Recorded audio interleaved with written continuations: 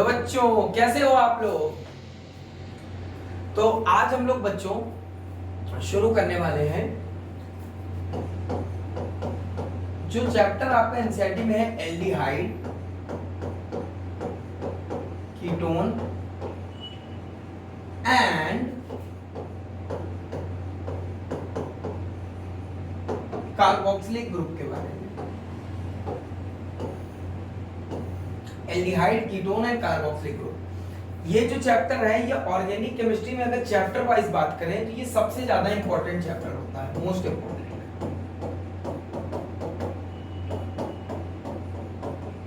सबसे ज्यादा इंपॉर्टेंट अगर कोई चैप्टर है तो यही है, मतलब चैप्टर वाइज अगर बात करें। वैसे तो जनरली बात करें तो सब चैप्टर से उतना होता है, लेकिन अगर एक पर्टिकुलर चैप्टर की बात करें एनसीईआरटी के हिसाब से सबसे ज्यादा क्वेश्चन आपको इससे मिलता है। और इसमें कुछ खास तरीके के क्वेश्चन होते हैं, मैं आपको बता देता हूं। इन चैप्टर में भी सबसे ज्यादा इंपॉर्टेंट कौन सा चीज है? सबसे पहला तो एल्डोल कंडेंसेशन,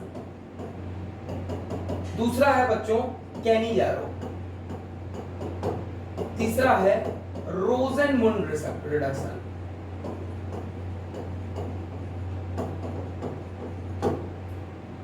ठीक, इससे सवाल पूछा जाता। और एक और टॉपिक है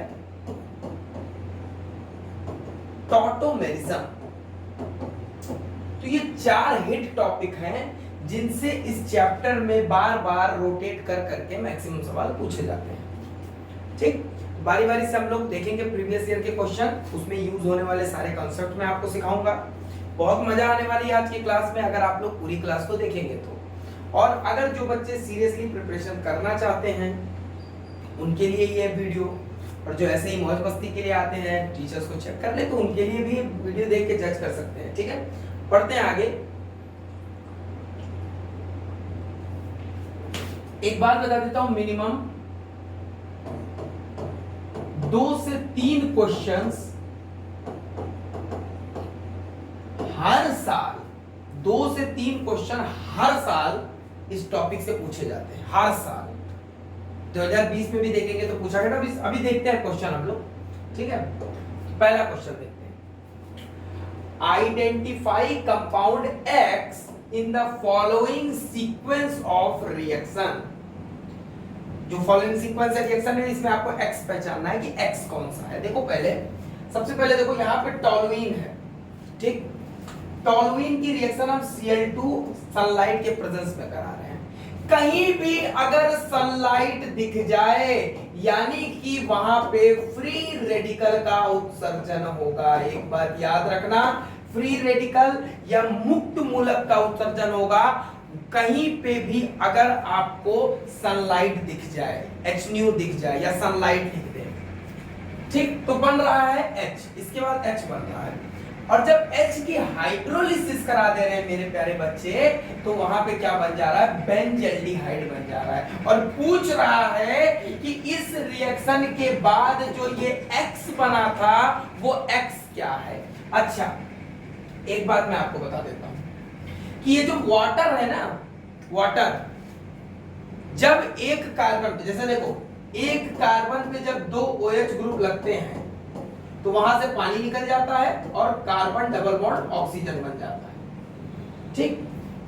यहां पे कार्बन डबल बॉन्ड ऑक्सीजन और एक हाइड्रोजन है, ठीक है ना।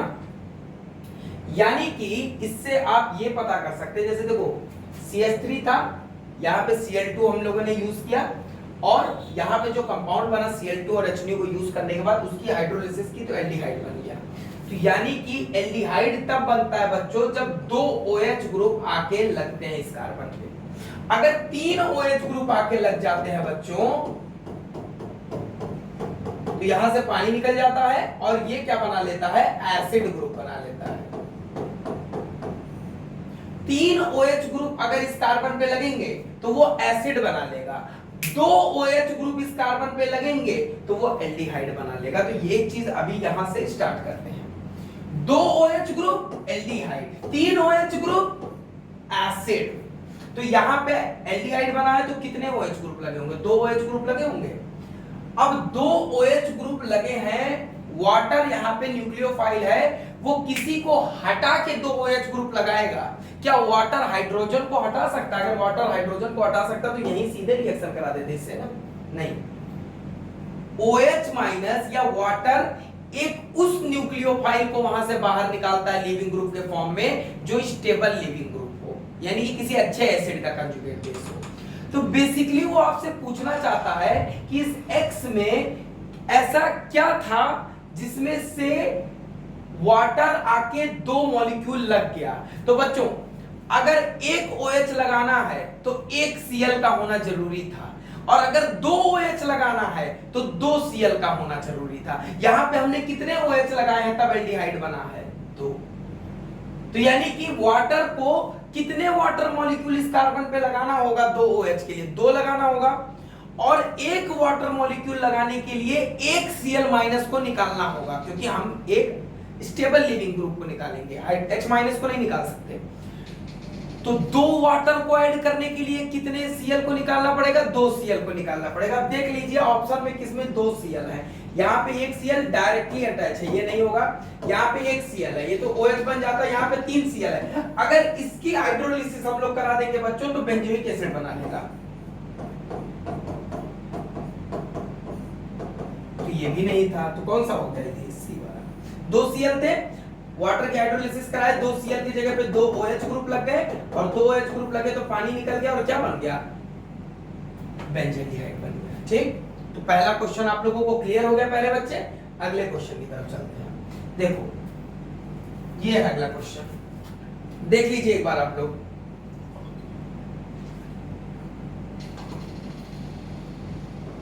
देखो ये क्या है? Acid chloride. इस फंक्शनल ग्रुप को क्या बोलते हैं? एसिड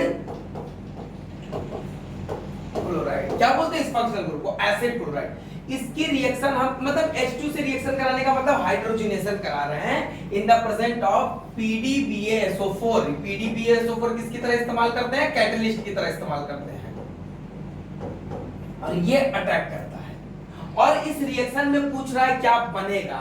तो सबसे पहली चीज बता दे रहा हूं, एसिड क्लोराइड की जो रिएक्शन होती है H2 के साथ इन द प्रेजेंस ऑफ PDBaSO4, इस रिएक्शन का एक नाम होता है जिस रिएक्शन को बोलते हैं रोजेनमुंड्स रिडक्शन। क्या बोलते हैं? रोजेनमुंड्स रिडक्शन बोलते हैं। रोजेनमुंड रिडक्शन का प्रोडक्ट क्या होता है बच्चों? रोजेनमुंड रिडक्शन का जो प्रोडक्ट होता है वो होता है एल्डिहाइड। तो ये रिएक्शन किसका एग्जांपल है? जब भी एसिड क्लोराइड को हम लोग हाइड्रोजन गैस के साथ रिएक्ट कराते हैं इन द प्रेजेंस ऑफ PDBaSO4, तो उस केस में बच्चा क्या प्रोडक्ट बनता है? एक एल्डिहाइड बनता है। तो एसिड क्लोराइड से एल्डिहाइड बनाना है तो ये रिएजेंट आप इस्तेमाल कर सकते हैं, इसका छोड़ा। तो क्या बन गया? बेंजल्डिहाइड। देखो कोई है C6H5, ये देखो ए वाला ऑप्शन C6H5CHO। तो ये किसका एग्जांपल था? कौन से रिडक्शन का एग्जांपल था? रोजेनमुंड्स रिडक्शन का एग्जांपल था। क्या ये बात आप लोगों को क्लियर हो गई प्यारे बच्चे? ठीक है, आगे बढ़े, देखते हैं अगला क्वेश्चन कौन सा है। ठीक है, तीसरा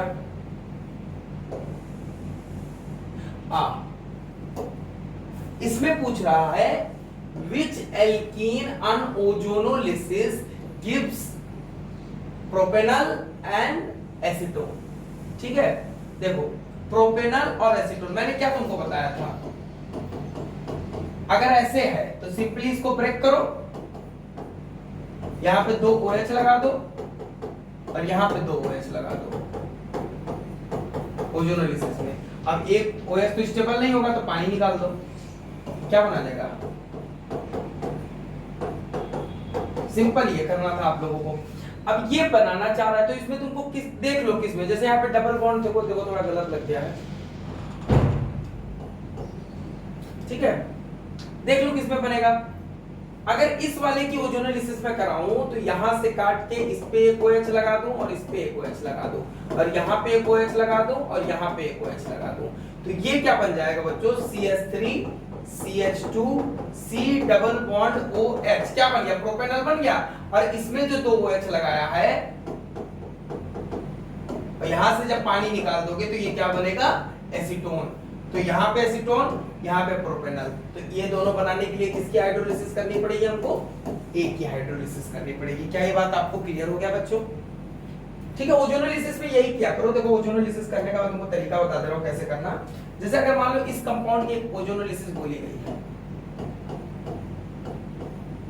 तो इस वाले कार्बन पे एक हाइड्रोजन और जुड़ा होगा, इस पे 3 हाइड्रोजन, और इस पे 3 हाइड्रोजन, और इस पे भी 3 हाइड्रोजन। अब इसकी ओजोनोलिसिस कराई गई है, ठीक है, इसकी रिएक्शन कराई गई है ओजोन से। अगले स्टेप पे वाटर/जिंक। सिंपली ट्रिक बता दे रहा हूं, इसको, इस बॉन्ड को यहां तोड़ देना और कार्बन डबल बॉन्ड ऑक्सीजन लगा दो।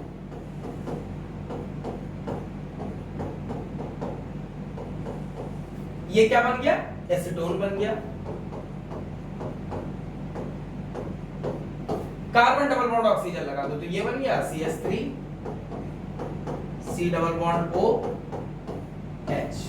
ठीक, तो ओजोनोलिसिस कराने का ये तरीका, जहां पे डबल बॉन्ड दिखे, जैसे यहां पे डबल बॉन्ड दिखा तुमको, जहां पे डबल बॉन्ड दिखे वो बॉन्ड दोनों पर करो और कार्बन डबल बॉन्ड ऑक्सीजन लगा दो बस। और अरे इस कार्बन की वैलेंसी भी देख लो कि जितने बॉन्ड दिख रहे हैं उसमें H उस हिसाब से H जोड़ दो। तो जैसे कि मान लो अगर एक ये तुमको ऑप्शन मिला,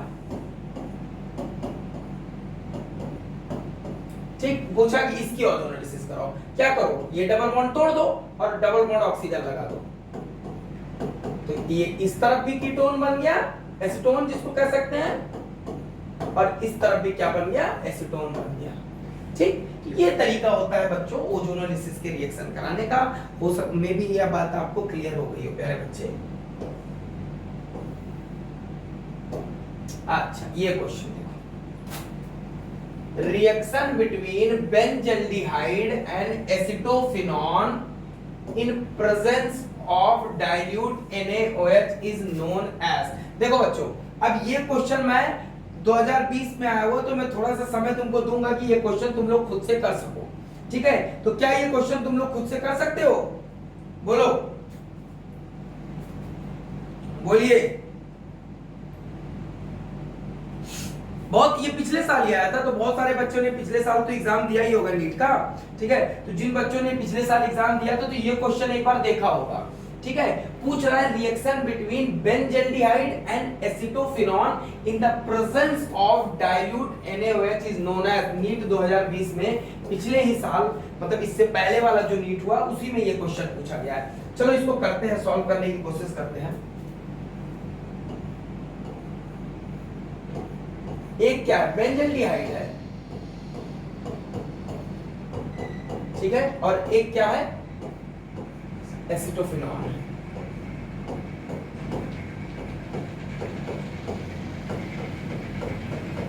ये है हमारा बेंजल्डिहाइड, ये है हमारा एसिटोफिनॉन, NaOH के साथ रिएक्शन करा रहा है। अब देखो होगा क्या, कोई भी बेस जो होता है, कोई भी बेस, जैसे NaOH जो है वो आयनाइज होकर क्या देता है बच्चा, Na+ देता है और OH- देता है। OH- जो होता है वो एक बेस भी होता है और एक न्यूक्लियोफाइल भी होता है। OH- क्या होता है, एक बेस भी होता है, एक न्यूक्लियोफाइल भी होता है। अब देखो इधर, कोई भी बेस जो न्यूक्लियोफाइल है वो सबसे पहले कोशिश करता है एक बेस की तरह रिएक्ट करने की। याद रखना, कोई भी अगर नेगेटिव चार्ज वाला है तो वो सबसे पहली कोशिश करता है कि वो बेस की तरह रिएक्ट करे, और बेस की तरह अगर किसी को रिएक्ट करना है तो उसको एसिडिक हाइड्रोजन चाहिए होता है। एसिडिक हाइड्रोजन खोजता है, उसको मिल जाता है इस वाले कार्बन में। अरे अल्फा पोजीशन पे एसिडिक होता है ना एल्डिहाइड के, कीटोन के, तुम लोग इतना तो पढ़े ही हो। मिल गया ये वाला हाइड्रोजन। OH- क्या करता है, यहां से H+ निकाल लेता है। H+ निकालता है तो यहां पे कार्बन पे नेगेटिव चार्ज आ जाता है प्यारे बच्चे।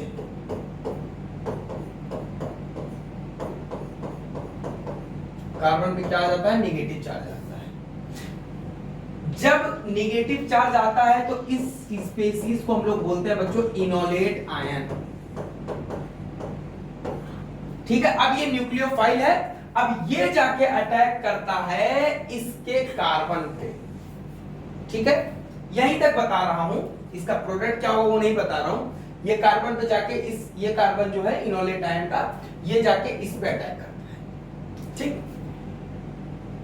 अगर किसी रिएक्शन में, जैसे देखो इसके पास तो कोई अल्फा हाइड्रोजन मौजूद नहीं है, लेकिन इसके पास अल्फा हाइड्रोजन मौजूद है, तो अल्फा हाइड्रोजन को निकलने के बाद अगर किसी में इनोलेट आयन बन रहा है और वो इनोलेट आयन जाके कार्बोनिल पे अटैक कर रहा है, तो ऐसे रिएक्शन को हम लोग बोलते हैं एल्डोल। लेकिन अगर इनोलेट आयन किसी और मॉलिक्यूल का बन रहा है और वो इनोलेट आयन किसी और मॉलिक्यूल पे अटैक कर रहा है, तो ऐसे रिएक्शन को बोलते हैं क्रॉस एल्डोल। क्या बोलते हैं? Cross aldol. अगर बच्चों ये इनोलेट आयन इसी पे जाके अटैक कर देगा तो इसको बोलोगे एल्डोल, लेकिन अगर ये इनोलेट आयन किसी और मॉलिक्यूल पे अटैक करेगा तो उसको बोलोगे क्रॉस एल्डोल। ठीक है, तो ये किस चीज का एग्जांपल था बच्चों? कौन से रिएक्शन का? क्रॉस एल्डोल का एग्जांपल था। ठीक है, किसका था? क्रॉस एल्डोल का। ठीक है, क्लियर है? आगे देखो, the correct statement regarding a carbonyl compound with a hydrogen atom on its alpha carbon is, जैसे इसकी बात हो रही है,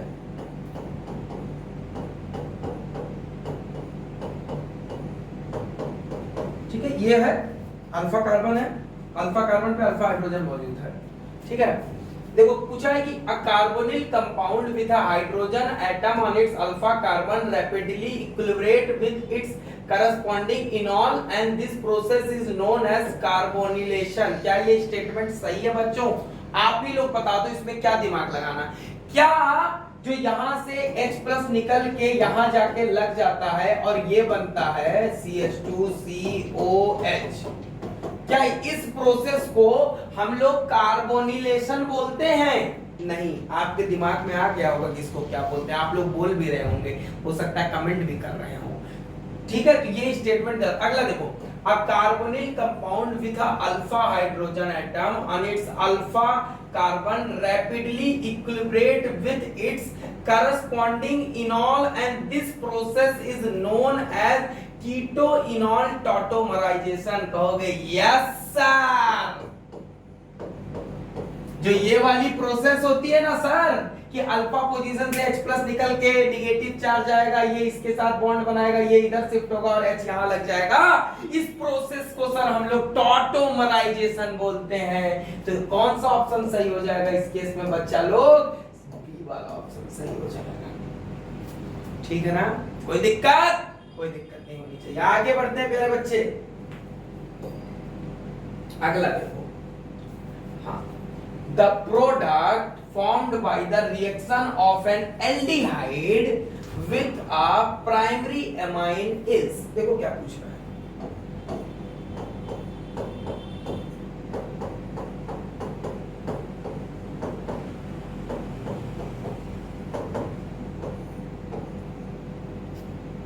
किसी एल्डिहाइड के साथ जब प्राइमरी अमाइन की रिएक्शन होती है बच्चों, ठीक है, तो उस केस में जो प्रोडक्ट बनता है उस प्रोडक्ट को हम लोग कहते हैं,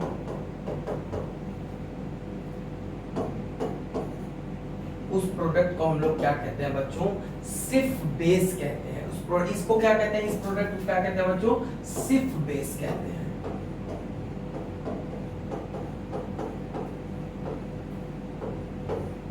ठीक है, प्राइमरी अमाइन जब एल्डिहाइड के साथ रिएक्ट करता है तो जो प्रोडक्ट बनता है उस प्रोडक्ट को हम लोग क्या नाम देते हैं बच्चा लोग? सिफ बेस नाम देते हैं। बहुत ही इजी क्वेश्चन था, सिंपल क्वेश्चन था।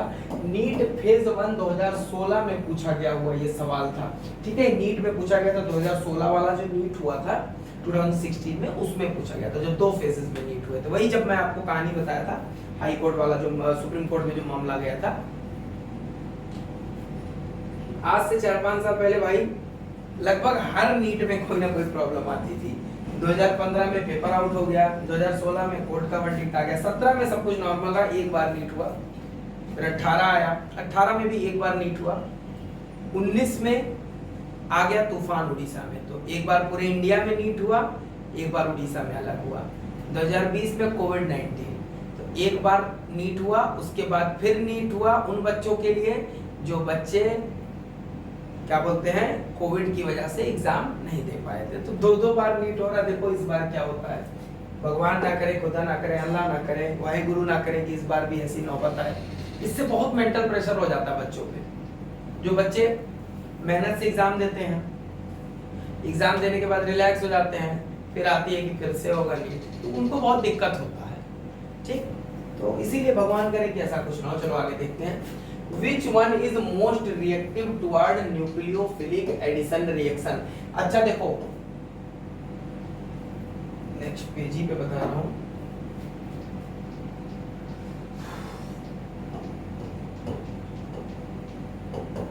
Condition for nucleophilic addition reaction, या फिर कह सकते हैं favourable condition,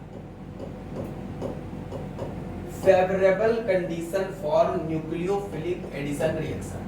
nucleophilic addition reaction के लिए फेवरेबल कंडीशंस कौन कौन सी, अच्छी कंडीशन। तो सबसे पहला जो कंडीशन है न्यूक्लियोफिलिक एडिशन रिएक्शन के लिए ये है less steric bulk on carbonyl carbon. Carbonyl carbon इसको कहते हैं बच्चों लोग, इसको बोलते हैं कार्बोनिल कार्बन। तो इस कार्बोनिल कार्बन पे ये स्टीयरिक बल ए और बी जो ग्रुप लगे हुए हैं ना, वो जितने छोटे लगे होंगे उतना अच्छे से वो न्यूक्लियो, अरे भाई कोई न्यूक्लियोफाइल मान लो आ रहा है बेचारा, आ रहा है अटैक करने, आ रहा है। अगर ये ग्रुप बड़े होंगे तो कहेंगे चल चल दूर जा दूर जा, लेकिन जब ये ग्रुप छोटे होंगे तो आराम से आके धक्के से घुसेगा, इसको यहाँ पे कर देगा, भेज देगा बॉन्ड को।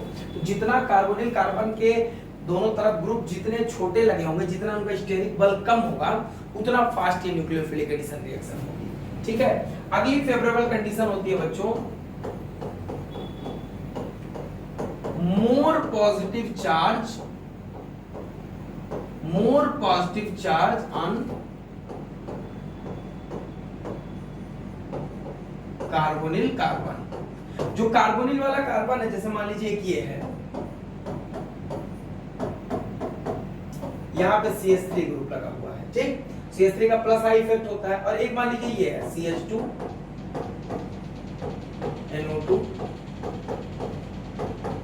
अच्छा, अब NO2 का माइनस आई इफेक्ट तगड़ा होता है, जो ये इलेक्ट्रॉन खींचता है, तो यहाँ पे भी पॉजिटिव चार्ज होगा। वैसे कार्बन ऑक्सीजन का बॉन्ड पोलर होता है, तो कार्बन पे पार्शियल पॉजिटिव होता है, ऑक्सीजन पे पार्शियल नेगेटिव, पर CH3 थोड़ा इलेक्ट्रॉन दे रहा है।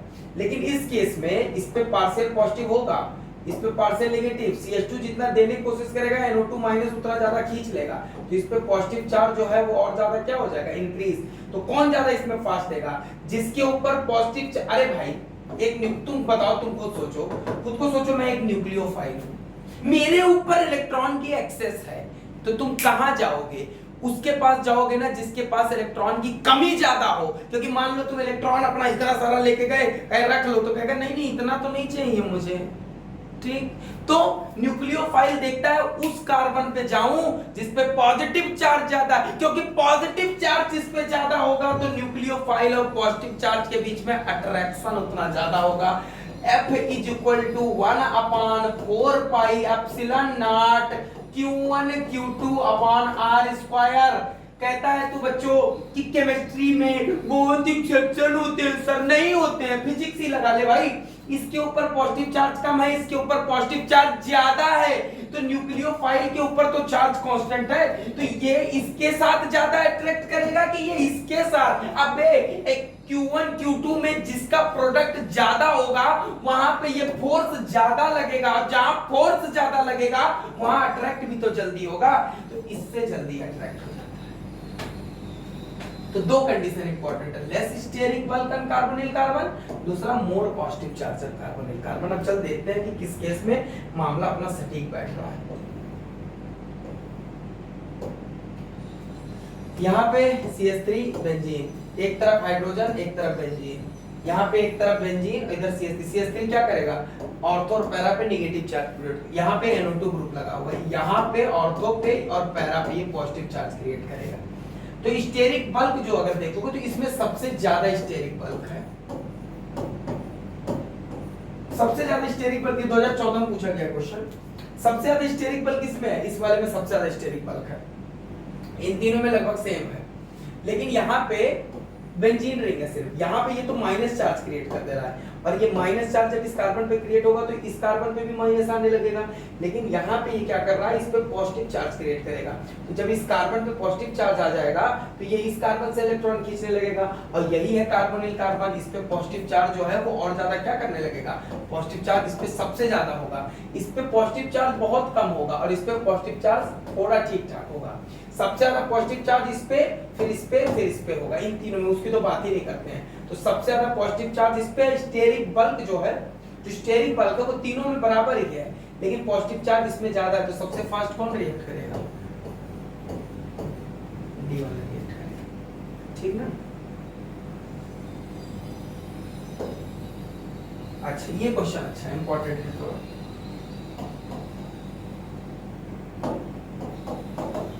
The order of stability of the following tautomeric compound is, ठीक है, जो ये फॉलोइंग टॉटोमरिक कंपाउंड्स है, ये जितने आपको टॉटोमर्स दिए हुए हैं इसमें बताना है सबसे ज्यादा स्टेबल कौन होता है। देखो वैसे अगर नियम के हिसाब से देखो तो सबसे ज्यादा ये स्टेबल होना चाहिए, क्यों, क्योंकि जो कीटो वाला फॉर्म होता है, मतलब कार्बन ऑक्सीजन में जहां डबल बॉन्ड होता है, कीटो फॉर्म इनॉल फॉर्म से ज्यादा स्टेबल होता है, ठीक है। तो सबसे ज्यादा स्टेबल तो इसको हो जाना चाहिए, सेकंड को। अच्छा फिर फर्स्ट और थर्ड में देखना पड़ेगा कि कौन ज्यादा स्टेबल। तो देखो थर्ड वाले में क्या है बच्चों, सबसे पहली चीज तो ये जो एल्कीन है यहाँ पे 3 अल्फा हाइड्रोजन है, ठीक है, और इस केस में 2 अल्फा हाइड्रोजन है।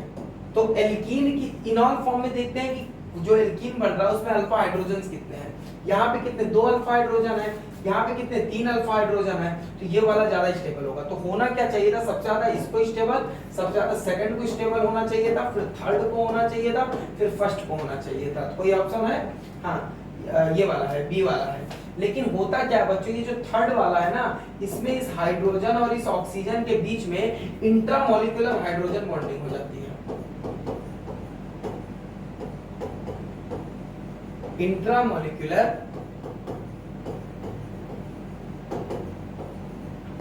ठीक है। इस अरे चूंकि देखो एक सर्टेन डिस्टेंस पे है, हाइड्रोजन ऑक्सीजन से जुड़ा हुआ है, अब इस हाइड्रोजन और ऑक्सीजन के बीच में अट्रैक्शन हो जाता है, इंट्रामोलिक्यूलर हाइड्रोजन बॉन्डिंग, जिसकी वजह से सबसे ज्यादा स्टेबल 3 वाला हो जाता है, फिर सेकंड तो ही है और सबसे कम स्टेबल फर्स्ट वाला। तो इसका कौन सा ऑप्शन सही हो जाएगा, डी वाला। और रीजन क्या है तीसरे का सबसे ज्यादा स्टेबल होने की, due to intramolecular hydrogen bonding, ठीक है ना बच्चे, समझ में आ गया ना ये चीज आप लोगों को। आगे बढ़ा जाए, चलो देखो ये वाला क्वेश्चन, देखो देखो देखो, हाँ, which of the following reagent would distinguish cis cyclopentane 1,2-diol from trans isomer। देखो क्या बोल रहा है, साइक्लोपेंटो है ना, ठीक है, cis cyclo,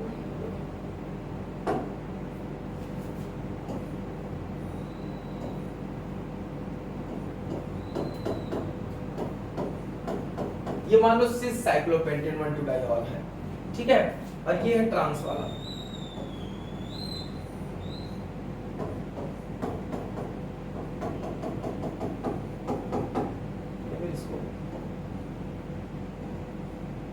ठीक है, ये ट्रांस वाला है और ये सिस वाला है। देखो बच्चों आपने एक रिएक्शन पढ़ी होगी, अल्कोहल की रिएक्शन एल्डिहाइड और कीटोन से, ठीक है, एसिडिक मीडियम में, तो क्या बनता है, एसिडिक मीडियम में जब कराते हैं तो क्या बनता है बताओ,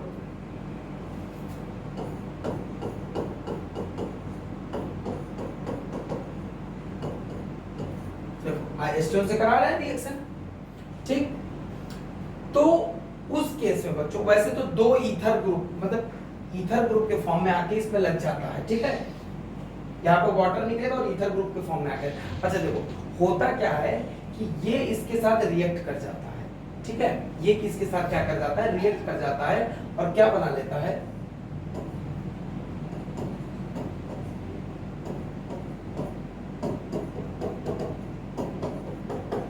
ठीक।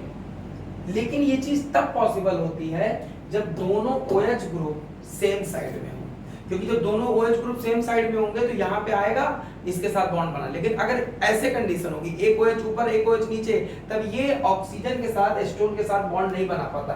तो ये वाली रिएक्शन जो है वो सिस वाला देगा, लेकिन ट्रांस वाला ये रिएक्शन नहीं देता है बच्चों, ठीक है, ट्रांस वाला ये रिएक्शन नहीं देगा, ये रिएक्शन सिस वाला देगा। तो हम किसके साथ डिस्टिंग्विश कर सकते हैं, अगर मान लो हम एसीटोन के साथ रिएक्शन कराएं बच्चों इसकी, तो हम इनको क्या कर सकते हैं, अलग अलग कर सकते हैं। तो इसमें कौन सा नीट फेज 1 2016 में पूछा गया था। तो अगर एसीटोन के साथ इसको ट्रीट करें तो हम इनको क्या कर सकते हैं, अलग अलग कर सकते हैं। पहले के समय में बच्चों थोड़े बहुत स्टैंडर्ड वाले क्वेश्चन पूछे जाते थे, लेकिन आज के समय में तो इतना इजी क्वेश्चन आ रहा है, जैसे ये सब क्वेश्चन तब भी थोड़े स्टैंडर्ड है, अच्छे क्वेश्चन है। आज के समय में इतने अच्छे क्वेश्चन नहीं पूछे जाते हैं बच्चों, ठीक। अगला देखो, acetone is treated with excess of ethanol in the presence of hydrochloric acid. चलो ये बता दो, पिछले ही उस पे बेस्ड है ये क्वेश्चन, ठीक है, बताओ इसका क्या आंसर होगा, बताइए बोलिए। यहां पे बोला गया है क्या कि इथेनॉल के साथ ट्रीट किया, एक्सेस ऑफ इथेनॉल के साथ, ठीक है। बताओ क्या रिएक्शन होगा, बताओ। और सबसे मेन चीज प्रेजेंस ऑफ हाइड्रोक्लोरिक एसिड, पिछला वाला जो था ना वही है इसमें, देखो बता रहा हूं।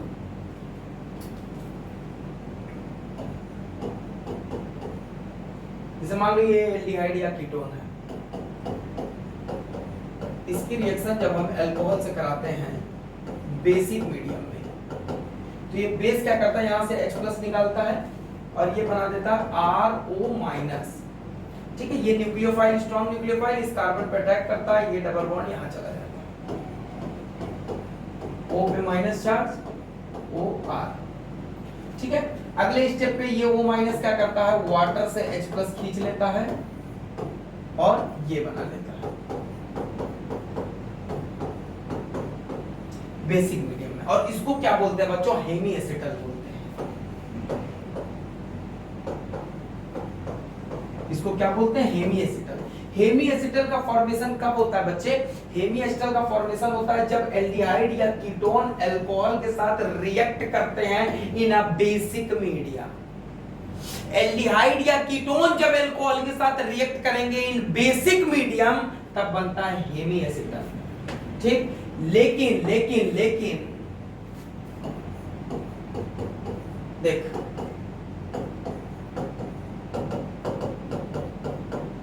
अगर एसिडिक मीडियम में करते हैं, देखो अच्छा ये एसिड बेस का इस्तेमाल क्यों करना पड़ता है, देखो अगर इस ये देखो ये अल्कोहल जो होता है वो न्यूक्लियोफाइल होता है और ये जो कार्बन होता है वो इलेक्ट्रोफिलिक होता है। अरे भाई कार्बन और ऑक्सीजन में इलेक्ट्रोनेगेटिविटी का डिफरेंस होता है, तो ऑक्सीजन इलेक्ट्रॉन खींचता है तो ऑक्सीजन के ऊपर पार्शियल नेगेटिव रहता है, इसके ऊपर पार्शियल पॉजिटिव रहता है, ठीक। तो ये ऑक्सीजन के पास लोन पेयर, कार्बन के पास पॉजिटिव, तो ये इलेक्ट्रोफाइल, ये न्यूक्लियोफाइल। लेकिन ये जो होता है वो वीक न्यूक्लियोफाइल होता है क्योंकि इसके ऊपर नेगेटिव चार्ज नहीं होता है, और ये कार्बन जो होता है वो वीक इलेक्ट्रोफाइल होता है क्योंकि इसके ऊपर यूनिट पॉजिटिव चार्ज नहीं होता। तो H+ का इस्तेमाल जब करते हैं तो क्या होता है, ये ऑक्सीजन जो है अपना लोन पेयर इस H+ को दे देता है, और ये जैसे इसने अपना लोन पेयर इस H+ को दिया तो ऑक्सीजन के ऊपर आ जाता है पॉजिटिव चार्ज। अब ऑक्सीजन पे जैसे पॉजिटिव चार्ज है, ये पाई बॉन्ड शिफ्ट हो जाता है इस ऑक्सीजन पे, और क्या बन जाता है, कार्बन के ऊपर पॉजिटिव और OH। अब देखो पहले इलेक्ट्रोफाइल वीक था, न्यूक्लियोफाइल भी वीक था, लेकिन अब इलेक्ट्रोफाइल स्ट्रांग हो गया, तो स्ट्रांग इलेक्ट्रोफाइल पे आके ये वीक न्यूक्लियोफाइल अटैक मार देता है, ठीक है, और क्या बना लेता है, हेमी एसिटल। सबसे पहले बना लेता है हेमी एसिटल, क्या बना लिया इसने, हेमी एसिटल बना दिया। अब चूंकि एसिड अभी भी मौजूद होता है, ठीक है, एसिड मौजूद, तो ये ऑक्सीजन फिर इसको अटैक करता है, और इस ऑक्सीजन पे आ जाता है पॉजिटिव चार्ज। ठीक, अब यहां से क्या करता है, जैसे ही ऑक्सीजन पे पॉजिटिव चार्ज आएगा तो कार्बन और ऑक्सीजन के बीच में जो इलेक्ट्रॉन पेयर है वो दोनों चले जाएंगे ऑक्सीजन के पास। तो ऑक्सीजन जो है यहाँ पे पानी बन के निकल जाएगा -H2O, और कार्बन के ऊपर क्या आ जाएगा, पॉजिटिव चार्ज। अच्छा, कार्बन के ऊपर फिर पॉजिटिव चार्ज आ गया, अब दूसरा अल्कोहल का जो मॉलिक्यूल है वो फिर इस पे अटैक कर देता है, और फिर ये क्या बना लेता है बच्चों,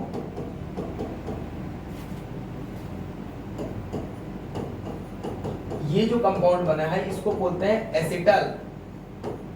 तो एसिडिक जब मीडियम होता है तो ये रिएक्शन हेमी एस्टर पे नहीं रुकती है, ये चली जाती है एसिटल तक। लेकिन जब बेसिक मीडियम है तो वहां पे हेमी एसिटल बनता है। एसिडिक मीडियम होगा तो एसिटल बनेगा, बेसिक मीडियम होगा तो हेमी एसिटल बनेगा। अब देखते हैं हमारे क्वेश्चन में क्या था।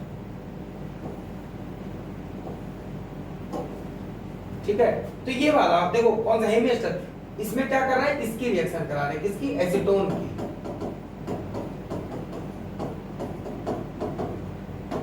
इससे करा रहा है CH3 CH2OH, और इसीलिए बोल दिया है एक्सेस में है। तो एक बार यहां लगा दो, फिर यहां पे लगा दो, तो क्या बन जाएगा, CH3 C CH3O C2H5 O C2H5। Acidic medium में था ना तो एसिटल बनेगा। अगर यहाँ पे NaOH इस्तेमाल होता तो हेमी एस्टर बनता। देखो ये वाला ऑप्शन किसमें है, डी वाले। समझ में आ गया बच्चों? ठीक है, क्लियर है आप लोगों को, कर लीजिए। चलिए चले आगे बढ़े। 2012 में पूछा गया था ये क्वेश्चन, अच्छा क्वेश्चन था। हाँ देखो, CH3 CHO and C6H5 CH2 CHO, जैसे ये पूछ रहा है,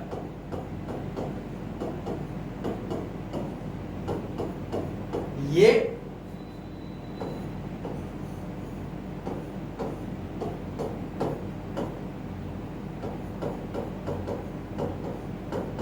और ये पूछा, इन दोनों को कैसे डिस्टिंग्विश कर सकते हैं, मतलब कैसे बता सकते हैं कि ये दोनों अलग हैं। तो बच्चों आपको मैंने बताया था, कोई भी कार्बोनिल जो होता है, एल्डिहाइड, कीटोन या अल्कोहल, जिसके एडजेसेंट पोजीशन पे एक CH3 ग्रुप मौजूद होता है, वो एक खास तरीके का टेस्ट देता है। उस टेस्ट का नाम होता है आइडोफॉर्म टेस्ट। ठीक है, ये एल्डिहाइड आइडोफॉर्म टेस्ट नहीं देगा क्योंकि यहाँ CH2 है, CH3 नहीं है। यहाँ पे CH3 है, ये आइडोफॉर्म टेस्ट देगा। तो हमारा आंसर क्या हो जाएगा, बी, आइडोफॉर्म टेस्ट। ठीक ना?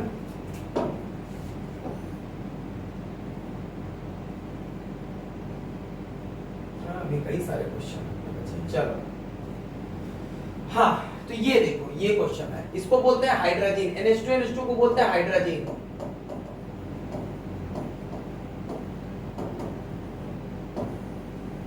ठीक, ये एक एल्डिहाइड है जिसकी रिएक्शन हाइड्रोजन से करा रहे हैं, तो ये कुछ खास तरीके का कंपाउंड बन रहा है। अब पूछा गया है कि what sort of reaction is it, किस तरीके का ये रिएक्शन है।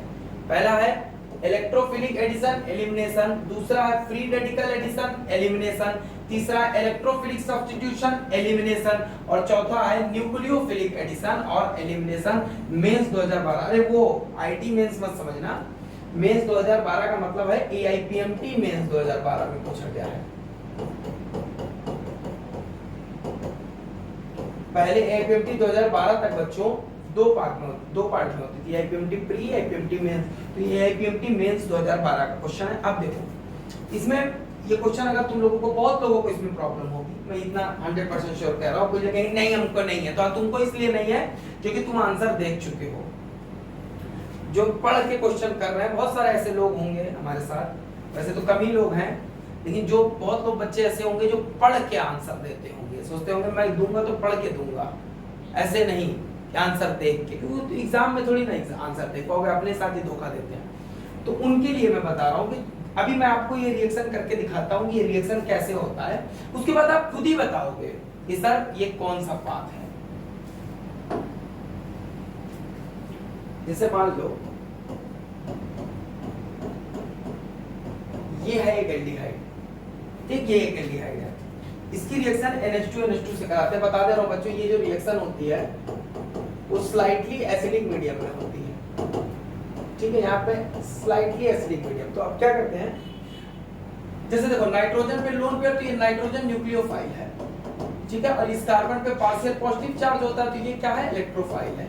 लेकिन ये एक वीक न्यूक्लियोफाइल है, ये भी वीक इलेक्ट्रोफाइल है। तो चाहो तो इसको हीट करके भी करा सकते हो, लेकिन अगर कैटलिस्ट यूज कर लोगे तो उतनी एक्टिवेशन एनर्जी नहीं देनी पड़ेगी।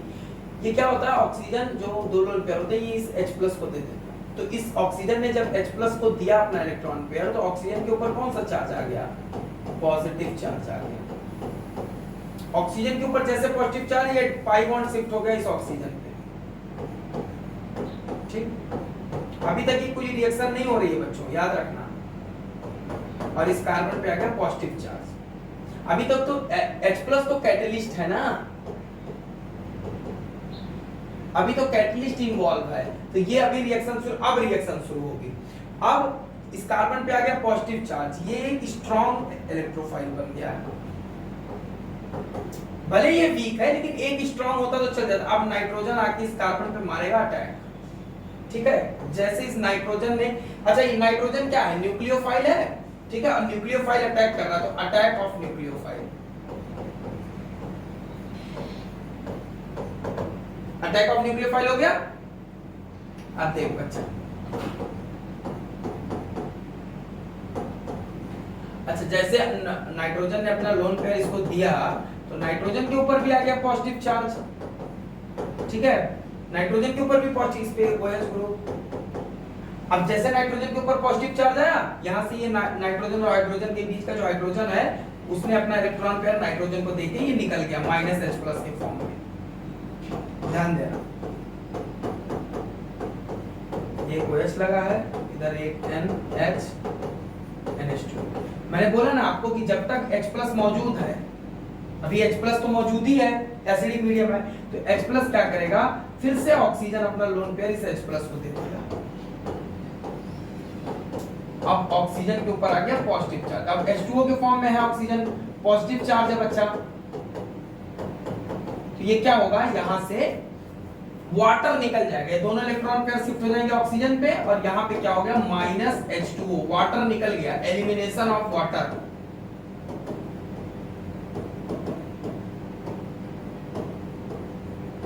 एलिमिनेशन ऑफ वाटर हो गया, तो इस पे पॉजिटिव चार्ज आ जाएगा उसके बाद।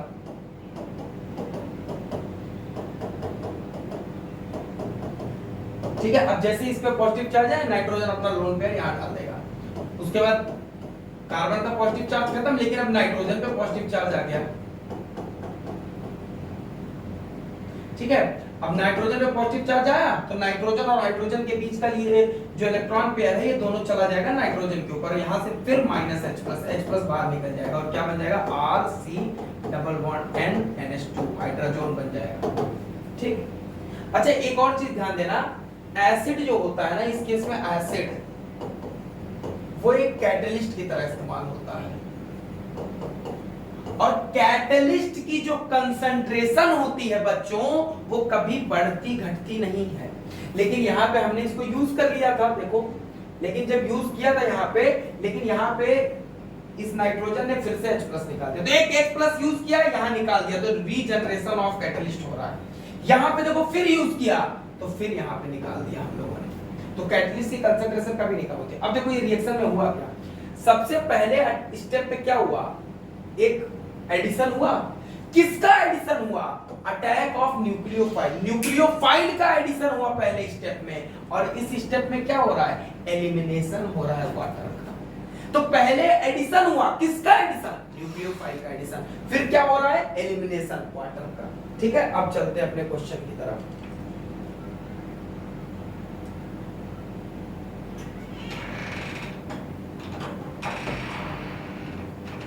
ठीक, अब चलते हैं क्वेश्चन। तो इसमें सबसे पहले nucleophilic addition, followed by elimination, तो कौन सा आंसर सही हो जाएगा, डी वाला आंसर सही हो जाएगा। ठीक बच्चे, बहुत ही प्यारा क्वेश्चन था, आगे बढ़ाते हैं।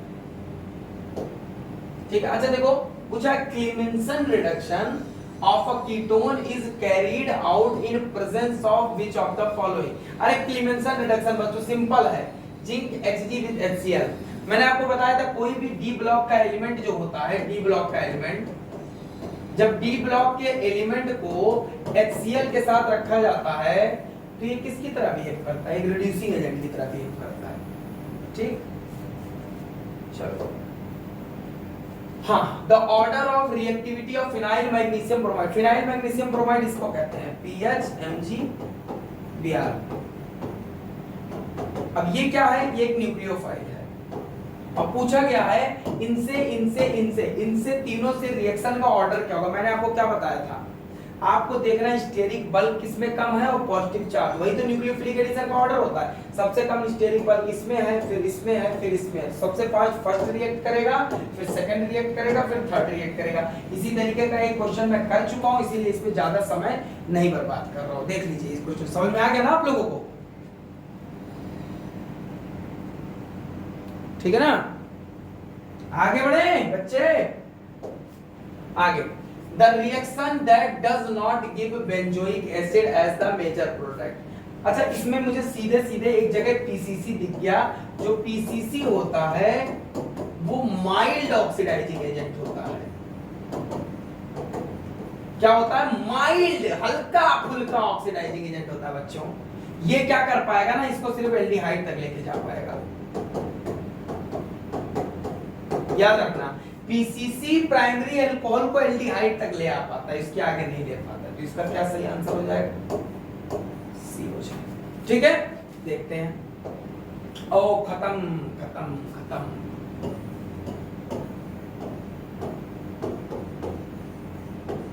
थैंक यू बच्चों जुड़ने के लिए हमारे साथ। ठीक है, बहुत अच्छा लगा आज की क्लास में आप लोगों से बात करके, आप लोगों से मिलके। ये लेक्चर अगर आपको पसंद आया तो इस वीडियो को जरूर लाइक करें। बहुत मेहनत से पढ़ाते हैं बच्चों, मैं 3-4 सालों से पढ़ा रहा हूँ इस फील्ड में। मैंने ऑफलाइन ही पहले पढ़ाता था, अब मैं ऑनलाइन की तरफ शिफ्ट हो रहा हूँ, क्योंकि ऑनलाइन ही वो जरिया है जिससे आप ज़्यादातर लोगों तक पहुँच सकते हैं, ज़्यादातर लोगों को बेनिफिट कर सकते हैं। और यही तो सब चाहते हैं कि उनको, उनकी वजह से किसी की लाइफ थोड़ी आसान हो, यही हम लोग भी चाहते हैं। तो हम लोग इसीलिए लगातार ऑनलाइन में लगे हुए हैं। आप लोगों का सपोर्ट मिलेगा तब और अच्छा लगेगा हमें। और अभी हम लोगों को वो सपोर्ट नहीं मिल रहा है जो हमको सपोर्ट मिलना चाहिए, लेकिन ठीक है, सपोर्ट अर्न करना पड़ता है, वो हम अर्न करेंगे। क्योंकि हमारे साथ जो टीम है वो ऐसे नहीं टीम हमारी है कि अभी हम बैचलर्स में हैं, हमने कहीं किसी कॉलेज में एडमिशन लिया, हमने देखा यूट्यूब पे बहुत लोग कमा रहे हैं, पढ़ा रहे हैं तो हम पढ़ाने लगे। हमारे यहाँ जितने स्टूडेंट्स हैं, जितने बच्चे हमारे साथ पढ़ाते हैं, सब जितने लोग भी हमारे साथ जुड़े हुए हैं वो कहीं ना कहीं किसी इंडिया की प्रेस्टिजियस यूनिवर्सिटी से या तो रिसर्च स्कॉलर्स हैं या तो पोस्ट ग्रेजुएशन कर चुके हैं। और किसी सब्जेक्ट में पोस्ट ग्रेजुएशन जो आदमी कर लेता है उससे ज्यादा जानकारी सिर्फ किसी ऐसे कई होती है जो और पोस्ट ग्रेजुएट होते हैं। कोई ऐसा नहीं कि कोई ग्रेजुएशन का बच्चा है जो, मैं नाम नहीं लेना चाहूंगा कौन से पोस्ट, मैं किन लोगों की बात कर रहा हूँ, कि कॉलेज में पहुंचा और पढ़ाना शुरू कर दिया। ऐसा हमारे साथ का कोई नहीं है। हम लोग पोस्ट ग्रेजुएशन कर चुके हैं। ज़्यादातर हमारे साथ के जो बच्चे हैं, जो भाई हैं मेरे, जो मेरे साथ हैं, ठीक है, वो ज़्यादातर कर चुके हैं पोस्ट ग्रेजुएशन। और उस सब्जेक्ट, सबसे इम्पोर्टेंट चीज़, वो उस सब्जेक्ट से किए हैं जिस सब्जेक्ट को वो पढ़ाते हैं। ऐसा नहीं कि मैं केमिस्ट्री पढ़ाता हूँ तो मैं फिजियोलॉजी से, एनाटॉमी से पढ़ रहा हूँ, या मैं बायोकेमिस्ट्री से पढ़ रहा हूँ या पढ़ा हूँ, ऐसा नहीं है। हम लोगों का ग्रेजुएशन उसी सब्जेक्ट से है जो सब्जेक्ट को हम लोग पढ़ाते हैं। तो इसीलिए हम ऑथेंटिक चीज़ें आपके लिए ला सकते हैं और आप लोगों को बेनिफिट कर सकते हैं। तो बच्चों, अगर ये वीडियो आपको पसंद आया हो तो इस वीडियो को लाइक करें, शेयर करें, इस चैनल को ज़्यादा से ज़्यादा सब्सक्राइब करें। धन्यवाद, लव यू।